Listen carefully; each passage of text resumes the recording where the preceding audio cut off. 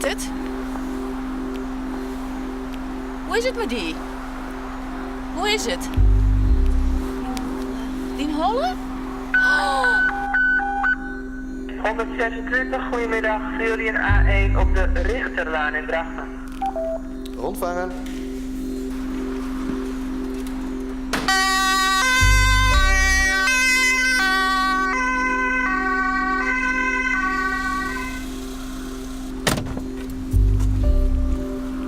Goeiedag.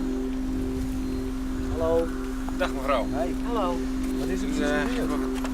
We zullen in eerste instantie eigenlijk gewoon algemeen hoe het met haar is. Dus dan zullen we even van, nou, zit ze er goed bij? Ja, dat zit ze. Ze zullen het helder uit tegen. Praat ze, want dat is heel belangrijk. Want dat ze kan praten, kan ze natuurlijk ook ademen. Je bent een bestuurder? Ja. Hi, welke Bergsma van Amsterdam? Ja. Hoe hut er hier ongeveer? 40. 40 kilometer? 40, Ja, 50. ja, oké. Nou, Ja. dan weet ik even een beetje hoe wat. En we zullen even bij de patiënt zijn nou. Kilometer fietste gewoon. De fiets dus. En het enige wat ik zei in eerste instantie is een wond. Maar die bliert net heel bord. Dus dat valt ook al een keer een slag daar. En doen ze voor de rest ook ergens hier?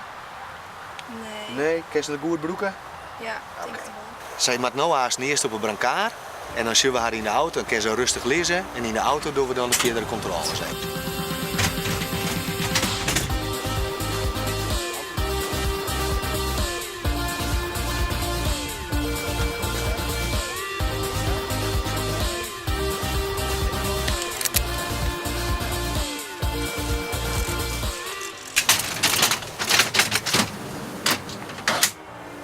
Ja, luister al.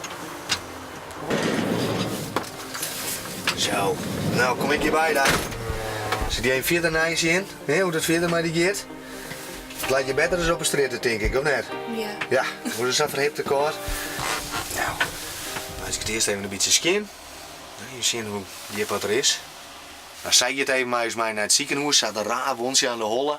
Er moet eigenlijk even wat hechtingen in. Maar het is net een zwieren wond en ze is zelf ook zo fit dat ze even naar het ziekenhuis moet. En dan kan ze daarna wel lekker naar huis.